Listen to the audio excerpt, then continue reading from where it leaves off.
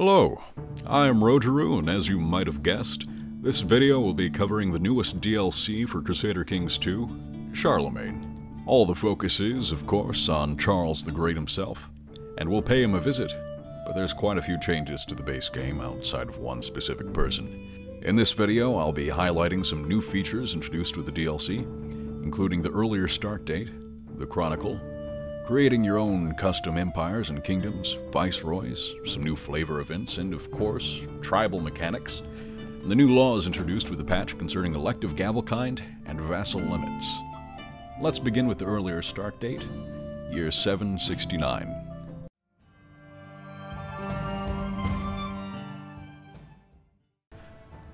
And starting up a new single-player campaign, you can see the new Choose Your Starting Era screen, letting you choose between different interesting time periods between the years of 769 AD and 1337 AD. Clicking on each of these little buttons will give you a little history blurb, allowing you to better acquaint yourself with the time period and the political situation of Europe in that era. For our purposes, we will be focusing on the early Middle Ages, the era of Charlemagne, and as such, we will be focusing on Charlemagne himself, King Karl of West Francia. He was the son of Pepin the Short and a descendant of Charles Martel. Charlemagne became joint king of the Franks with his brother Charlemagne in 769. After a 2-year power struggle, Charlemagne suddenly and conveniently fell ill and died, leaving Karl the sole ruler of the Franks. He then proceeded to make the kingdom even greater than before, conquering Saxony, Lombardy, and other lands with equal measures of good strategic planning and ruthlessness. He was eventually crowned Holy Roman Emperor by Pope Leo III, and his descendants would rule large parts of Europe for a long time to come. And this will allow us to segue into our next section, Flavor Events.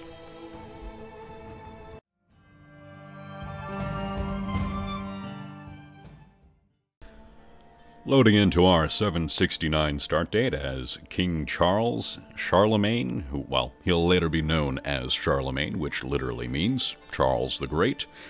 We can see that the political map mode looks a little bit different in 769. You have a lot of independent countries, unformed countries, and new cultures that have taken over, or existed in this time period, rather. For instance, in the east, the lands of Russia, you have the native tribals, the Ilmenians, and the Ruthenians. Sweden has not yet colonized or conquered this area. You could play as a tribal, create your own custom kingdom or empire if you're prestigious enough, but we'll get into that later in the custom kingdoms and empire section. Our focus instead, at this point, is on Charlemagne and his unique flavor events. That's not to say other characters in this time period will not get flavor events. Even in the other expansions in the base game you have flavor events, but for Charlemagne, it'll be focusing on his life, his uniting of the Empire of Francia, conquering of pagan Saxony and other such things. But let's unpause and let a few events fire and see what that's all about. A realm divided. As your father Pepin died, he divided the empire of the Franks and left one half to you and the other to your brother. He divided the lands in such a way as to force you to cooperate, but it does not appear to have the desired effect. The friction is constant, and at every turn, it seems your brother is now trying to thwart your plans and weaken your position. You still rule as joint kings, but surely this peace cannot last. He will not succeed in his vile schemes. I don't know if he talked like that, but Charlemagne does now. Flavor event 1 down. The next one, the Lombard Princess. My lord, the power of your enemies are growing steadily, and while your vassals are surely loyal beyond doubt. Yeah, really. It would perhaps be prudent to look for alliances outside the Frankish realm. If you would marry the daughter of the Lombard king, Lombardy being Proto-Italy, you could gain a powerful ally if things got out of hand due to your brother's devious machinations. Yes, this will be a good marriage, and selecting this event will marry you automatically to Princess Gerbega of Lombardy, just a random name for the Princess of Lombardy.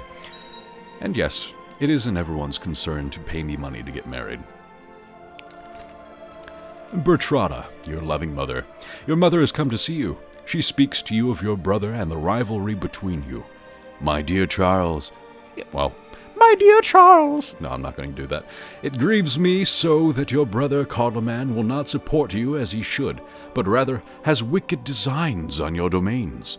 Rest assured, however, that I shall do all in my power to help and support you. You know, it's kind of weirder talking in my voice as Bertrada.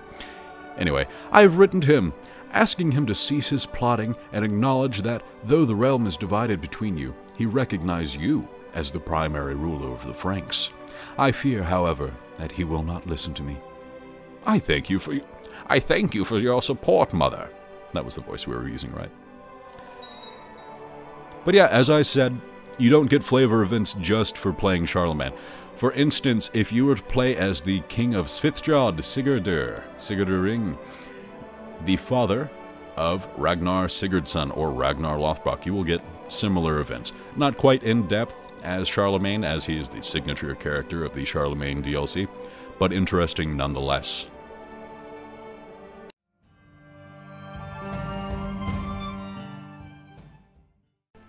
I would like to just throw in a little side note here about the Chronicle. The Chronicle was something added with the Charlemagne patch that records all of the interesting things that happened in your dynasty's rule.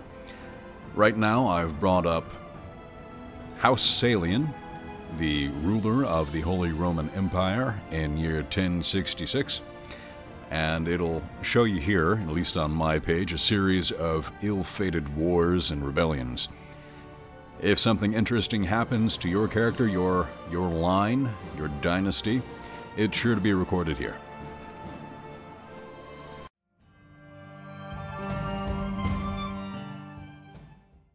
Welcome to the next section of our video, where I will be describing in some small detail some tribal mechanics. First, I'd like to start off with describing how elective gavelkind works. Elective gavelkind is a new kind of succession system aimed at making secession a little more hairy for tribal societies. If, on secession, you have rulers who control things that are outside of your kingdom, your duchies, de jure borders, they can declare independence.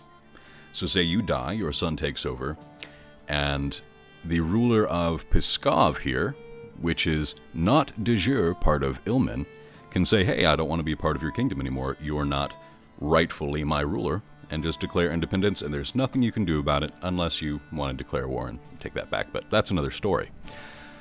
Secondly, I'd like to describe the tribal organization laws. You start out with minimum laws, you're just a regular old tribe coming out of the dirt, basically.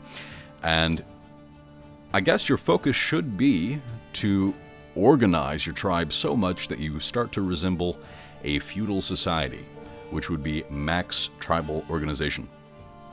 Now, once you've done this and you've upgraded your main holding, right here, the Tribe of Novgorod, all the way to level 4 for the Earth Hill Fort if you want to become feudal, or 4 to the Market Village if you want to become a merchant republic, but that's a little different. You have to get that to level 4 and enact the tribal, or adopt feudalism decision from the subterfuge menu, or the intrigue menu, and you will become feudal. As for other tribal mechanics, you can't raise levies from your vassals in the same way that a feudal lord would. You have to ask them politely to go and stomp on your enemies' faces. So, just looking here to see where we can declare war in the diplomatic screen, we have the Casus Belli's subjugation of Finland and the conquest of Ingria on the Count of Ingria here. So we'll just declare war here, say, hey, I want to conquer your stuff, and we're at war. Now, like I said, there is no option to raise your vassal levies. You are a feudal, or a tribal lord, not a feudal lord.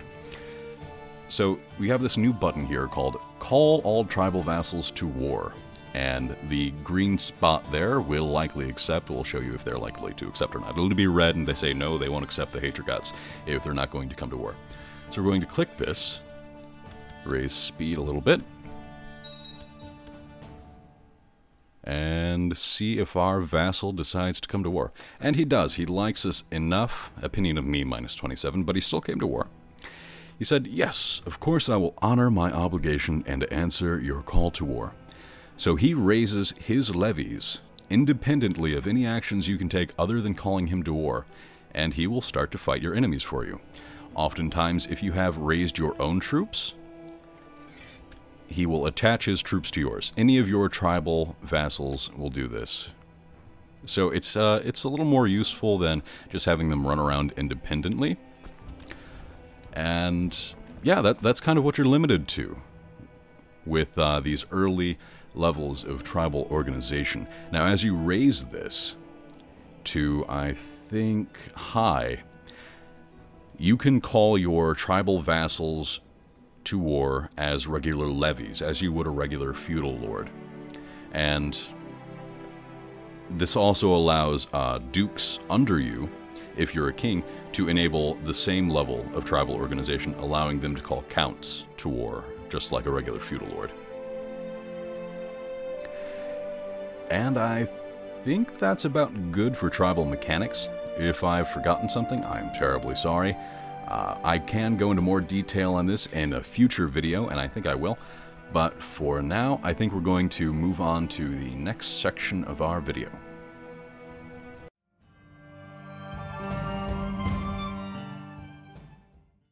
And welcome back to the next section of our video, founding a custom kingdom or empire.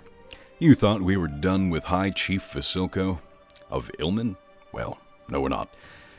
He has been subject to two cheats.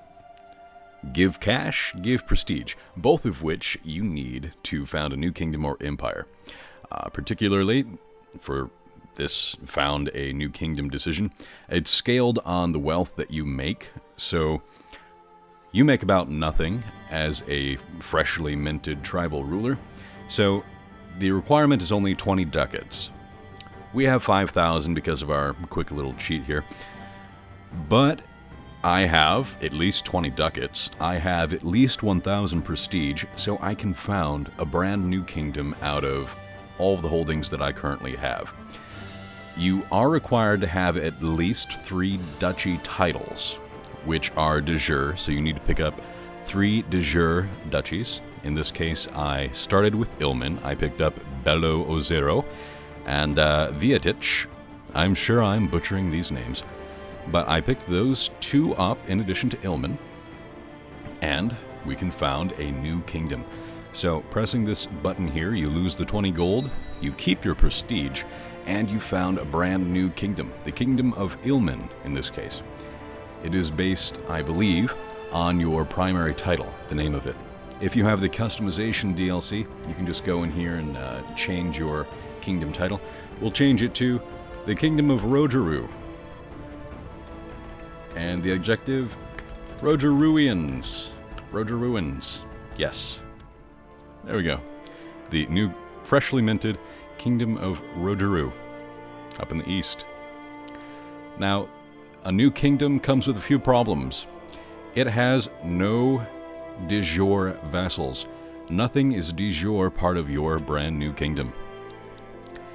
That means, under elective Gavelkind, as we discussed earlier, anyone who is not de jure part of your kingdom, on secession can just say, hey, we don't want to be part of this anymore, and you have to conquer them right again.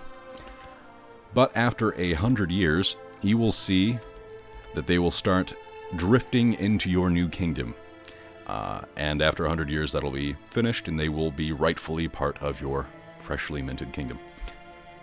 This does open up, once you're a king, the option to found a new empire, which comes with its own new set of rules. You need to have at least 8,000 prestige and 3 kingdom titles. It's a bit harder to get a hold of.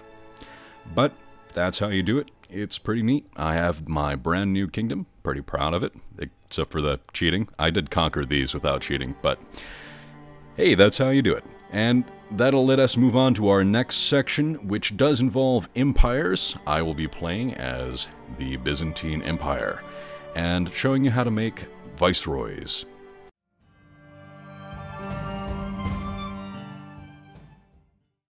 Welcome to the last section of our video called Vice Royalties and etc.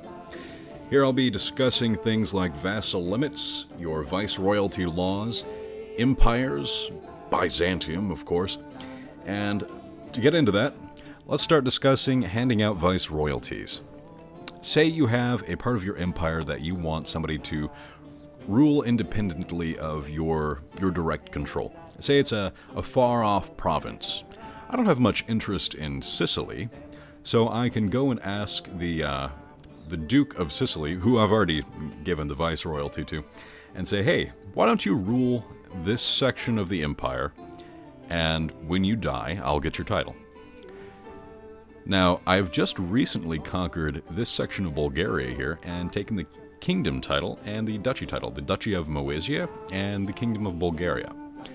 So our freshly appointed vassal of Serdica will be given the vice royalty of Moesia. It said in the little blurb there that when he dies, the Duchy of Moesia, the title, will revert back to my control. And anybody that you give a vice royalty to will get a permanent plus 30 opinion bonus with you until their rule ends. Now this is very important for boosting opinion with vassals in distant parts of your realm. They'll want to become independent more often if they're further away from you, if they're not of the same culture as you are, things like that. So giving them a vice royalty will make them trust you more, make them like you more, and they can kind of act independently. See, this region up here is de jure, or by right, part of Bulgaria, but it's not under our control yet. So if I give our newly appointed Duke of Moesia the vice royalty of Bulgaria, he will attempt to conquer these outlying regions of Bulgaria and bring them into the empire for us without us having to declare those wars. And he also gets another opinion bonus from being granted the Exarchate, which is the cultural name for the kingdom viceroyalty of Bulgaria. Now, viceroyalties themselves aren't available at the start of the game for anyone else, I believe. I haven't played the Abbasid, the Arabian Empire, but I'm not sure if they get it. The Byzantine Empire, they come with the duchy and kingdom viceroyalty options unlocked at the start, at the 769, the 769 start date. In order to unlock those otherwise, you need to tech up to level 4 legalism to give kingdom viceroyalties, and level 8, the last legalism tech, to give duchy viceroyalties. That's a big bonus that the Byzantines get. Now, after unlocking those levels of legalism, you can go into your laws tab and check which levels of viceroyalties you'll be allowed to give out. Now, the kingdom viceroyalties will lower your vassal limit by 5 and by 10 for the duchy viceroyalties. That's just because your kingdom's going to be easier to manage, so it could be smaller. Just a trade-off. Now, also in the laws tab for running an imperial and empire level country, you have something called administration in your laws tab. Now, this is the difference between a large, sprawling empire in the form of the Romans, such as the Byzantine Empire, which is the Roman Empire, which gives you a plus 25 to your vassal limit, but it makes all your vassals hate you a little bit more, which makes those viceroyalties all the more important. Everybody else in the world, they run a feudal administration, which doesn't have that large, sprawling empire bonus. And that kind of plays into vassal limits. Vassal limits are a new concept added with the Charlemagne patch that limits how much land you can effectively administrate in your realm. For most kingdoms, duchies, titles like that, your vassal limit will be rather small. Raising it requires changing the law in centralization. Now, if you have high centralization, you have more personal land that you personally owned. So at max level, you have a plus 4 to your personal demesne limit, which is different from your vassal limit, as you can see in the upper right-hand corner here. From laws, we are at high level of centralization. We have +3 to our personal demesne limit. Demesne limit. But a -5 to our vassal limit from having high centralization. Now, at the lowest level of centralization, you have an additional 10 vassals that you can control. This is something you want to think about. Perhaps you want a small base of power. Small government, right, USA? And you want a lot of independent states. Well, not independent states, but vassals. It really depends on how you want to play. And with Charlemagne, with this new patch, this gives you that option to look at that level of realism. Do you want to administrate a large empire or bring all the power to yourself? Just something to think about, and it's a lot of fun. It really brings some more depth to the sprawling empires, and it keeps them from blobbing out of control.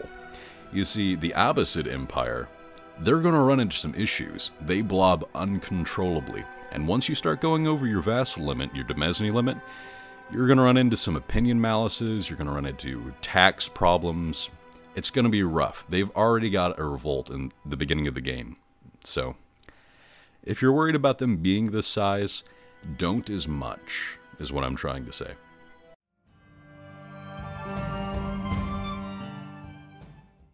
Thank you everyone for watching. I've been Rojiru. I hope you enjoyed this little look at Charlemagne, and I hope you'll join me next time with more tutorial videos. In the meantime, why don't you take a look at some of our other videos here on Paradox Extra, and enjoy.